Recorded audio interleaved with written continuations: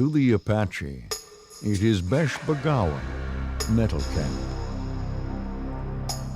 7 centuries ago, a small city of stone stood here. It was home to an amazing people who developed a civilization long before the arrival of the first Europeans. Today, we call them the Salado, but we will never know what they called themselves. By the arrival of Columbus, the last traces of their culture faded into the fabric of time. Few ruins in the Southwest have produced such a wealth of artifacts and understanding as Besh-Ba-Gowah. Yet still, the Salado remains somewhat of an enigma to archaeologists. Besh-Ba-Gowah is located in the heartland of the ancient Salado, the Tonto Basin and the lands around the tributaries of the Gila and Salt Rivers. The region was first occupied around the year 550 by the Hohokam, farmers and desert dwellers from the south. Here they found a home in the high desert of Globe, Arizona. The land provided almost everything the Hohokam needed to survive. Wood for fires and construction of their pit house villages came from the banks of streams and the flanks of nearby mountains. Pinyon pines yielded nuts. Desert plants such as the prickly pear gave them food, and the agave gave them fiber for their baskets and mats. Some baskets were coated with pine pitch to waterproof them. Pinal Creek was a reliable source of water in this arid land. The pioneering Hohokam settlements in the high desert remained isolated from the heartland of the Hohokam culture. Through time and contact with other peoples, such as the Pueblo building Anasazi to the north, the ancient Hohokam farmers began to adopt new ways of doing things. Their lives changed, and they became a distinct culture, known today as the Salado.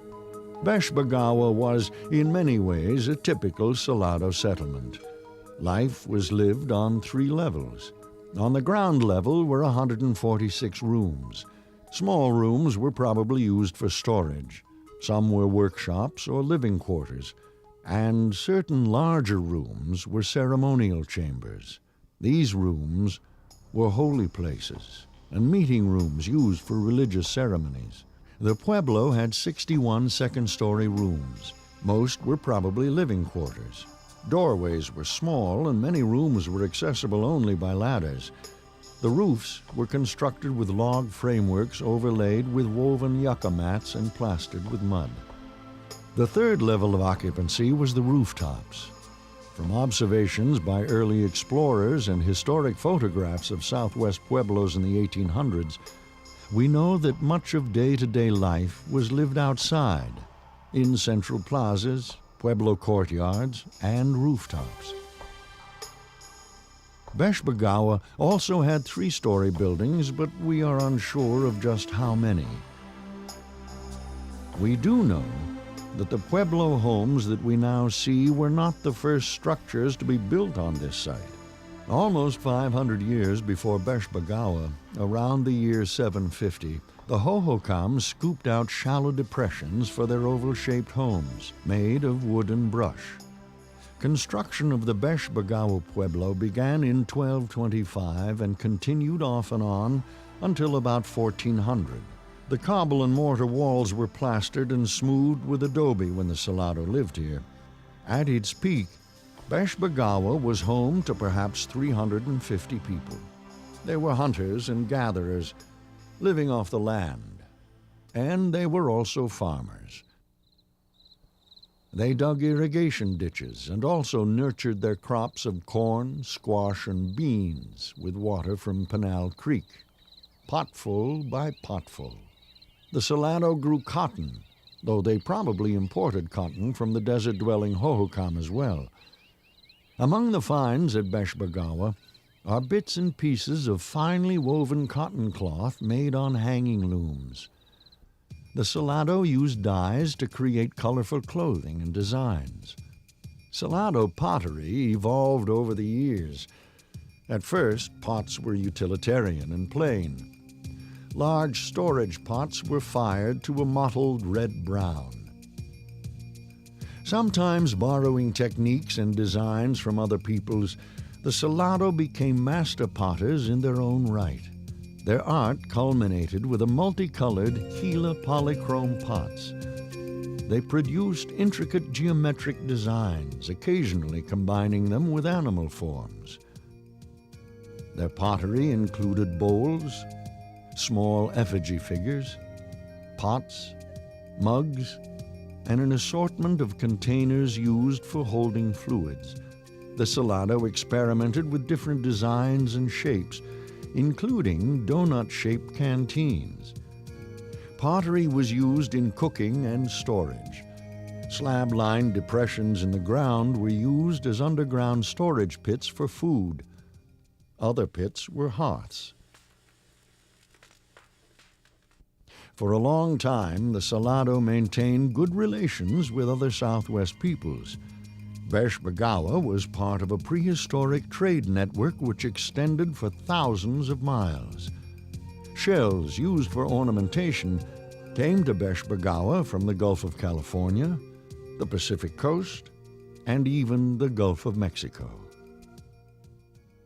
Hohokam rectangular stone pallets were found at Besh-Ba-Gowah.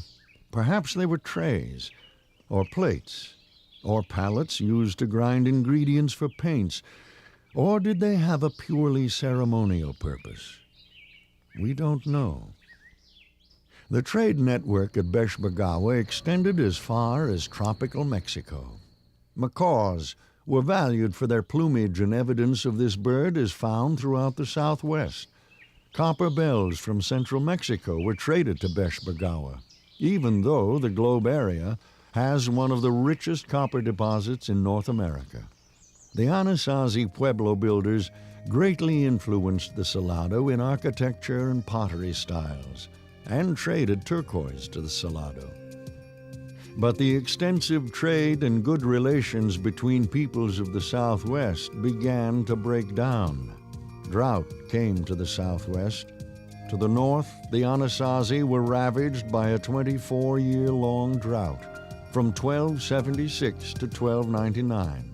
With scarce food supplies, warfare erupted. Social upheaval spread across the Southwest. The 1300s were a time of strife for the Salado. It may just be that Besh-Ba-Gowah itself is a result of this troubled period. At the heart of the pueblo is a plaza. It was a meeting place and also the cemetery for the village. The only known entrance to Besh-Ba-Gowah is a long, narrow corridor which opened onto the central plaza. It was roofed and was once a dark tunnel-like passageway. Why? Perhaps for ceremony, or maybe it was made for defense. Besh-Ba-Gowah may have been a fortified town, an outpost of civilization in a hostile world. The nearby Gila Pueblo was destroyed in a raid, possibly by the people of Besh-Ba-Gowah. Competition for the life-giving water of Pinal Creek was fierce. In this time of drought, the Salado turned against their neighbors, against themselves. By the year 1400, it was all over. The Salado abandoned the entire region and moved on. Besh-Ba-Gowah remained a ghost city for a century or more, unvisited until the arrival of the Apaches to this land. Feared warriors, the Apache were the wanderers of the Southwest and never called one place home. It was the quest for riches that would again bring permanent residents here. First silver and gold, and then copper. In 1876, the boom town of Globe became a mecca for prospectors. The Apache called it Metal Camp, Besh-Ba-Gowah. To the Apache, the ruins at Besh-Ba-Gowah were a mystery. To the prospectors in the new city of Globe, the ruins were a curiosity. But to the first archaeologists to explore Besh-Ba-Gowah, the ruins were fascinating. In the late 1800s, Adolf Bandelier traveled across the Southwest surveying Indian ruins. On May 18, 1883, he explored and mapped Besh-Ba-Gowah. But it wasn't until the Great Depression and the government-funded projects of the WPA that Besh-Ba-Gowah was thoroughly excavated. Archaeologist Irene Vickery headed up the digs from 1935 until her death in 1940. In the war years and after, Besh-Ba-Gowah was again forgotten. Exposed to both the elements and vandals, portions of the ancient Salado village collapsed into complete ruin. In 1981, the city of Globe intervened to halt the onslaught of the ages. Arizona state archaeologists re-excavated the ancient Salado city. Besh-Ba-Gowah is important not only to the people of Globe, but to all of us. It helps tell the story of ancient America. Now Besh-Ba-Gowah is preserved. It represents one of the most significant finds in Southwest archaeology. Today, the stone walls of Besh-Ba-Gowah tell a fascinating story for those who know how to read the rocks.